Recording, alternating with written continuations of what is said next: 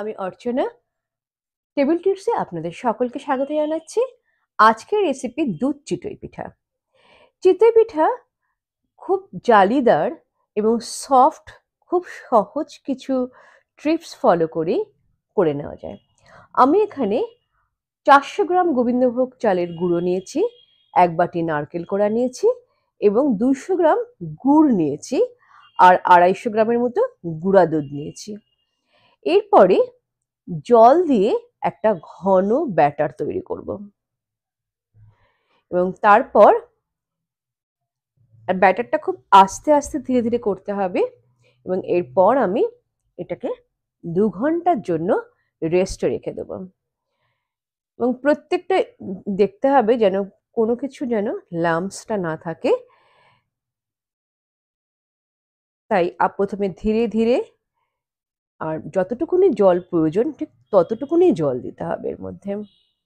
এরপর আমি একটা লোহার কড়াই নিয়ে নিচ্ছি, সেই কড়াইতে ঘি ব্রাশ করে নিয়েছি এবং একটা হাতা মেজারমেন্ট করে নিয়েছি যে প্রত্যেকটা পিঠার মেজারমেন্ট যাতে একরকম হয়। তো দেখেছেন যে এইভাবে ভেজে নিচ্ছি আর কতটা জালিদার হচ্ছে। যারা আমার চ্যানেলটিকে সাবস্ক্রাইব করেছেন তাদেরকে অসংখ্য ধন্যবাদ এবং যারা এখনো করেননি প্লিজ সাবস্ক্রাইব করে পাশে থাকার অনুরোধ রইল এবং পাশে থাকার বেল আইকনটি প্রেস করে রাখবেন যাতে আমার রান্নার নোটিফিকেশন সবার আগে আপনার কাছে পৌঁছে যায়। চিতই পিঠা অনেক সময় অনেকেরই বক্তব্য থাকে যে নিচে লেগে যায় বা সামথিং আটকে যায়, সেটা কিন্তু লোহার কড়াইতে করলে আর একটু লোহার কড়াইটা গরম করে নিলে কখনোই লেগে যাবে না। ঠিক এইভাবেই প্রত্যেকটা পিঠা আমি ভেজে নেব। এই পিঠাগুলো এতটাই খেতে টেস্টি হয় যে আপনি শুধু শুধুই খাওয়া যেতে পারে বা তার সাথে মধু বা নলেন গুড়ের সাথেও খাওয়া যেতে পারে। এবং দেখুন কতটা সফট হয়েছে। এরপরে আমি একটা কড়াইতে প্রায় 1 লিটারের মতো দুধ জাল দিয়ে নিচ্ছি, সেখানে ছোট এলাচ দিয়ে দিয়েছি বেশ কয়েকটা আর দিয়ে দিচ্ছি স্যাফরন। স্যাফরনটা দিচ্ছে একটা সুন্দর স্মেল আসে এবং কালারটাও একটু চেঞ্জ হয়।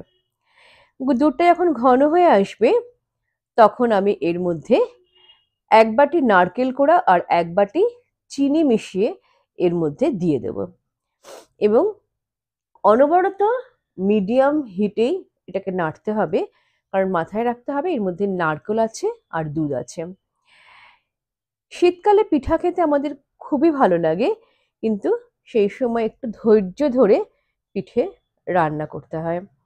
তাই সবসময় মিডিয়াম হিটেই আমি রান্না করি আর এই পিঠেগুলো দিয়ে মিডিয়াম হিটে একে ফোটাতে হবে এবং তারপরে একদম সিম লো করে 5 মিনিটের জন্য ঢেকে রাখবো যাতে সম্পূর্ণ দুধটা পিঠার মধ্যে টেনে নেয়। ঠিক বাড়িতে এইরকম ভাবে একবার চিতই পিঠা রান্না করবেন। বাড়ির সকলে কিরকম মজা করে খেলো সেটা আমাকে জানাতে ভুলবেন না। তাহলে আজকের মতো এখানেই আসছি নতুন রেসিপি নিয়ে। ততক্ষণ ভালো থাকুন, সুস্থ থাকুন এবং পরিবারের সকলের সাথে খুব আনন্দে থাকুন। All the best.